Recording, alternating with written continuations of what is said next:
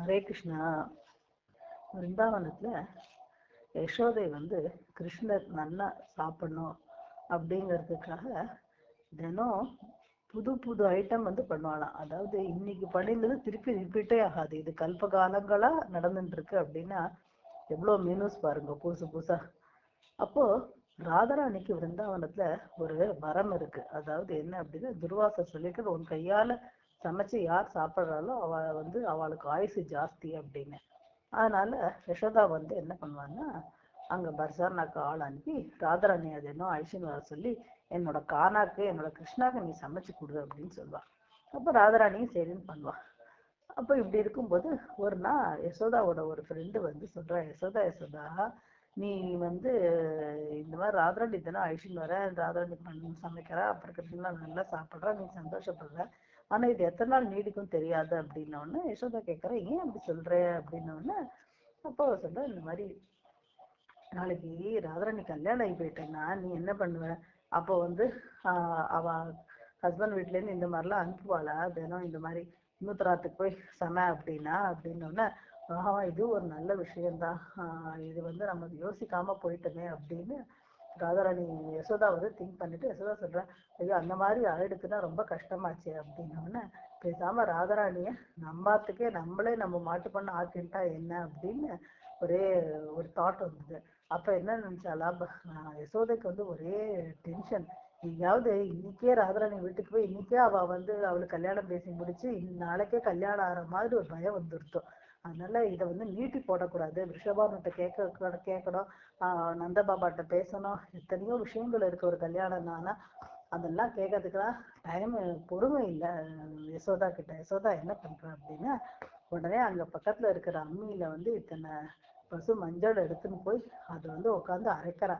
அரைச்சு அந்த மஞ்சளை ஒரு கிண்ணத்துல எடுத்துன்னு ராதாராணி சமையலை முடிச்சுட்டு புறப்படுறேன் அப்படிங்கும்போது ராதாராணி கிட்ட ஒரு கையை காட்டுமா அப்படின்னு சொல்றா. சொன்னோட 2 கையிலும் நிறைய மஞ்சளை பூசி விடுறா. ராதாராணி ஏதோ பெரியவா கொடுத்துருக்காளே அப்படின்னு ரொம்ப சரின்னு எடுக்குது. கையில மருதாணி மாதிரி மஞ்சள் பத்து போட்டுட்டு ராதாராணி போறா.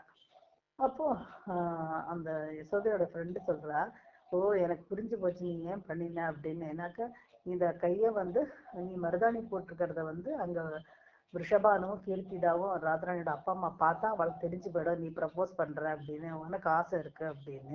ஏன்னா அங்க பிருந்தாவனத்துல அது ஒரு ஐதீகம். அதாவது கல்யாணம் ஆகிற பொண்ணுக்கு இந்த சம்பந்தி வீட்டுல இருந்து அந்த மாமியார் வீட்டுல இருந்து அவ நிச்சயம் ஆன கையில மருதாணி மாதிரி இந்த ஹல்தி இந்த மஞ்சள் பூசி விடுவாவா. அதனால சரி இதுவும் நல்ல இங்கிதம் தான் அப்படின்னு அந்த ஃப்ரெண்டு சொல்லும். ராதாராணி கையில அந்த ஹல்தியோட அந்த மஞ்சளோட போயின்னு இருக்கா. போகும்போது அந்த மற்ற ஃப்ரெண்ட்ஸ் எல்லாம் ஜாயின் ஆயிடுறா. இப்போ அவளை சொல்ற ராதாராணிட்ட, ராதாராணி என்ன உன் கையில மஞ்சள் பூசி விட்டுருக்கா, என்ன என்ன விஷயம்னு எல்லாரும் சுத்தி கேட்டான். ராதாராணிக்கு ஒரு மாதிரி வெக்கமா படுத்து, என்ன கேட்கறேன்னு. ஓ உனக்கு ஒரு விஷயமே தெரியாதா, இந்த மாதிரி இது பூசி விட்டா என்ன அர்த்தம் அப்படின்னா, நீ யசோதாக்கு மருமகளா போற, மாட்டுப்புனா போற அப்படின்னு அர்த்தம், நீ கானா கல்யாணம் பண்ணிக்க போறேன்னு. ராதாராணிக்கு வெக்கம் வந்துருது. ராதாராணி, ஐயோ அப்படியோ, இதெல்லாம் எனக்கு தெரியாது, நான் ஏதோ போட்டு விடுறாங்க ஆசையா கையில வாங்கிட்டேனே தவிர இது உள்நோக்கம் எனக்கு சத்தியமா தெரியாது அப்படின்ட்டு ராதாராணியா சொல்றா.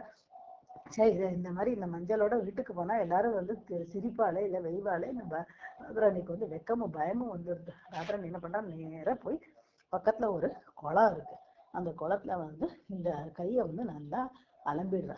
அலம்பின உடனே அந்த குளமே மஞ்ச கலர்ல ஆயிடுறது, நல்ல மஞ்ச மசேல்னு. அந்த ராதாராணியுடைய அந்த வெக்கம், ராதாராணியுடைய அந்த கிருஷ்ணரோட இருக்கலாம் அப்படிங்கிற அந்த சந்தோஷம் எல்லாம், எல்லா எமோஷனும் அந்த கையில அந்த மஞ்சள் ரூபமா அந்த தண்ணியில கலந்து விட்டுறோம். தண்ணி மொத்தமும் மஞ்சள் ஆயிடுது. அப்புறம் ராதாராணிக்கு போயிட்டா வீட்டுக்கு. இப்படி இருக்கும்போது அந்த பக்கம் கிருஷ்ணரோட ஃப்ரெண்ட்ஸ் எல்லாம் விளையாடிட்டு இருக்கா. அப்ப அந்த கிருஷ்ணரோட ஃப்ரெண்ட்ஸ் சொல்றா, கிருஷ்ணா கிருஷ்ணா விருந்தாவன்ல புதுசா ஒரு குளம் வந்திருக்கு, ஒரு குண்டம் வந்திருக்கு, அப்படின்னு கிருஷ்ணா சொல்ற, விருந்தாவன்ல நமக்கு வந்து மூல முடுக்குல எல்லாம் எங்கெல்லாம் வந்து குளங்குட்டை இருக்குன்னு தெரியுமா, என்ன புதுசா இருக்கு வந்திருக்குன்னு சொல்றியே அப்படின்னு. இல்ல இது வந்து சாதாரண இது, இது மஞ்சள் கலர்ல இருக்கு, சுத்தமா மஞ்சள் கலர் அப்படியே தக தக தக தகன்னு வெயில் அடிக்க அது கோல்டனா மின்னுறது, இது பாக்குறதுக்கு ரொம்ப நல்லா இருக்கு அப்படின்னோடனே இன்னொரு பையன் சொல்றான், இல்ல ஏதாவது மாயாவியா கூட இருக்கலாம், எங்கேயாவது தண்ணி வந்து கோல்டன் கலர்ல இருக்குமா மஞ்சள் கலர்ல இருக்குமா அப்படின்னோடனே, இல்ல சரி வா நம்ம போய் பார்க்கலாம்னு அங்க போன உடனே கிருஷ்ணருக்கு வந்து ரொம்ப ஆசையா இருக்கு. அதை பார்த்த உடனே அதை யாரெல்லாம் பார்க்கறாளோ எல்லாருக்கும் மனசுல வந்து அவ்வளவு ஒரு பேர் ஆனந்தம் எல்லாரும் அனுபவிக்கிறா. இவ்வளவு நல்லா இருக்கு இவ்வளவு நல்லா இருக்கு அப்படின்னு. கிருஷ்ணர் வந்து சொல்றார், சரி நீங்கெல்லாம் இருங்கோ, நான் வந்து இதுல ஒரு நுங்கு போட்டுட்டு வரேன், முதல்ல நான் தண்ணியில இறங்குறேன், அப்புறம் எனக்கு ஒண்ணும் ஆலைன்னா அப்புறம் நீங்கெல்லாம் இதுல இறங்கலாம் அப்படின்னு கிருஷ்ணர் வந்து முள்ளமா அந்த தண்ணியில இறங்குறார். அப்படி கிருஷ்ணர் இறங்குறார். அதுக்குள்ள இந்த நியூஸ் வந்து ராதாராணிக்கு போயிடுறது, இந்த மாதிரி கிருஷ்ணர் வந்து இந்த இந்த மஞ்சள் கலந்த குளத்துல வந்து குளிக்க வந்திருக்காரு அப்படின்னு. உடனே ராதாராணி வந்து அங்க பார்க்கறதுக்காக வரா. வரும்போது பாக்குறா, கிருஷ்ணர் வந்து தண்ணியில இறங்கிட்டு இருக்கார். அப்பதான் முள்ளமா இறங்குறார். காலளவு இடுப்பளவு அப்படியே அவரோட நீலமயமான ஒரு உருவம் இருக்கு, அது மொல்லமா தண்ணிக்குள்ள போயிட்டே இருக்கு. அப்படி போய் போய் போய் தலைக்கு மேல அந்த மயில் பீலி மட்டும்தான் வெளியில தெரியறது. அப்படியே வந்து அவர் அங்க முக்கு போடுற, எல்லா பசங்களும் வெயிட் பண்ணிட்டு இருக்கா, ஆஹாஹா கிருஷ்ணா நல்லபடியா வரணுமே அப்படின்னு. ஏன் ராட்சதம் கழிச்சா தண்ணி கடையில இருக்க போறானோன்னு. இப்போ ஒருத்தர் இல்ல, மொல்லமா பகவான் வந்து வெளியில வர. அப்படியே திருப்பி கொஞ்ச நேரம் கழிச்சு அந்த மயில் பீலி வெளியில வருது, கிருஷ்ணர் வெளியில வர. ஆனா சாதாரணமா வரல, வேற ஒரு ஆச்சரியத்தோட வர. கருப்பான நீல நிற கண்ணன், கருநீல கண்ணனா உள்ள போனவர் வெளியில வரும்போது தக தக தக தக தக தங்கமயமான விக்கிரகமா வெளியில வர. வெளியில வந்து வேற பாக்குற, கிருஷ்ணாவோட ஃபீச்சர்ஸ் எல்லாம் இருக்கு, ஆனா இது கலர்லாம் வேற மாதிரி இருக்கு, இது நம்ம கிருஷ்ணன் தானா அப்படின்னு நம்ம எல்லாருக்கும் ஒரு ஆச்சரியம் வருது. கிருஷ்ணரே கண்ணை மூடிண்டு அப்படி ரசிச்சுட்டு வெளியில வர்றாரு. ஏன்னா இது வரைக்கும் அவர் அனுபவிக்காத ஒரு ஒரு உணர்வு, அந்த பரமானந்தத்தை வந்து அவர் அனுபவிச்சுட்டு இருக்காரு அங்க தண்ணிக்குள்ள. அந்த ராதா பாவம்னா என்ன அப்படின்னு நேற்றுக்கு பார்த்தோம் இல்லையா, கிருஷ்ணர் வந்து தன்னுடைய சுத்த பக்தர்களுடைய பிரேமையை வந்து அனுபவிக்கணும்னு ஆசைப்பட்டார்.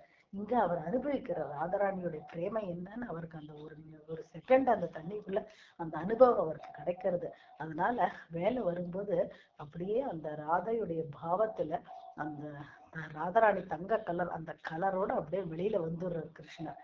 ஷியாம வர்ணமான கிருஷ்ணர் ஹேமாங்க வர்ணமா அப்படி வெளியில வர, கோல்டனா.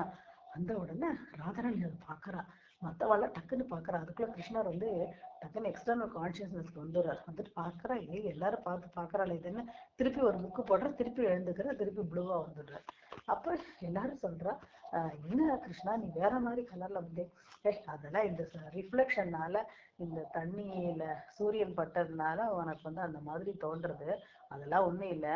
இது யாரோ வந்து மஞ்சள் கிஞ்சள் இந்த பொம்னாடிகளை குளிச்சுட்டு அங்க பூசி பாக்கியெல்லாம் இங்க கிளம்பியிருப்பா போல இருக்கு, அதான் இது மஞ்சளா இருக்கு, இதுல வேற ராட்சசன்லாம் இல்லை, எல்லாரும் வாங்க என்ஜாய் பண்ணுங்க அப்படின்னு அப்படி சொல்லி அதை தட்டி நழுவிடுற. அவள்லாம் பாவ கிருஷ்ணா என்ன சொன்னாலும் அவளுக்கு வேத வாக்கு, சரி நம்பிடுறா. ஆனா ராதாராணி மட்டும் இதை பார்த்துட்டு இருக்கா. அப்புறம் ஒரு நாளைக்கு ராதாராணி வந்து கிருஷ்ணர் சொல்றா, கிருஷ்ணா நான் ஒரு செகண்ட் நான் பார்த்தேன் உன்னோட அந்த கோல்டன் ஃபார்ம, ஆனா நீ இது வந்து சாதாரண ஒரு தோற்றமா எனக்கு தெரியல, நீ மத்த கோப பசங்களெல்லாம் ஏமாத்தின மாதிரி என்னை ஏமாத்த முடியாது, நீ வந்து எனக்கு இதோட சூஷ்மத்தை நீங்க சொல்லணும் அப்படின்னு ராதாராணி கேட்டாங்க. அப்ப கிருஷ்ணர் சொல்றாரா, நீ என்னுடைய நிரந்தரமான சகி, நீ என்னோட பர்மனண்டா என்னுடைய சக்தி நீ, அதனால உங்ககிட்ட சொல்லாம யார்கிட்ட சொல்ல போறேன், ஏன்னா எனக்கு வந்து உன்னுடைய அந்த பிரேமை என்ன அப்படிங்கறத நீ வந்து என்கிட்ட எதை பார்த்து நீ இப்படி எல்லாத்தையும் விட்டுட்டு நானே கதின்னு இருக்கிற அளவுக்கு என்கிட்ட அப்படி என்ன இருக்கு, அதை வந்து நீ அனுபவிக்கிற அப்படிங்கறத நான் வந்து ஸ்லைட்டா கொஞ்ச நேரம் நான் புரிஞ்சுட்டேன் அந்த தண்ணியில இருக்கும்போது உன்னுடைய பாவம் என்ன அப்படின்னு. அந்த எனக்கும் அதை உணர்ந்த நிமிஷத்துல எனக்கும் அந்த பரமானந்தம் வந்துருத்தோ. அதனால அந்த பரமானந்தத்துல என்னுடைய கலரே என்னுடைய உருவமே வந்து மாறி நான் கௌரங்கனா நான் கோல்டன் ஃபார்மா நான் ஆயிட்டேன் ஆனா இது வந்து நீ சொல்ற மாதிரி ஏதோ இந்த நிமிஷத்துக்காக வந்த ஒரு தோற்றம்னு இல்லை. இந்த கலியுகம் வரும்போது நான் இந்த ரூபத்துலதான் நான் என்னுடைய அவதாரம் இருக்க போறது. உன்னுடைய பாவத்துல, உன்னுடைய அங்க காந்தி, உன்னோட கலர்ல நான் வருவேன் அப்படின்னு. ஆனா இதை வந்து ரகசியமா இப்ப வச்சுக்கோ அப்படின்னு ராதாராணி கிட்ட பகவான் சொல்ல, அப்படியே அவர் வந்து கௌரங்க மகாபிரபு கலியுகத்துல அவதாரம் பண்ற. இது இன்னொரு ஒரு மகாபிரபு அவருடைய அவதாரத்துடைய மகிமையை வந்து முன்னாடியே ராதாராணிக்கு சொன்னது. அங்க ருக்மணிக்கு சொன்னார், இங்க ராதாராணிக்கு சொன்னார். ஹரே கிருஷ்ணா ஹரே கிருஷ்ணா கிருஷ்ண கிருஷ்ண ஹரே ஹரே, ஹரே ராம ராம ராம ஹரே.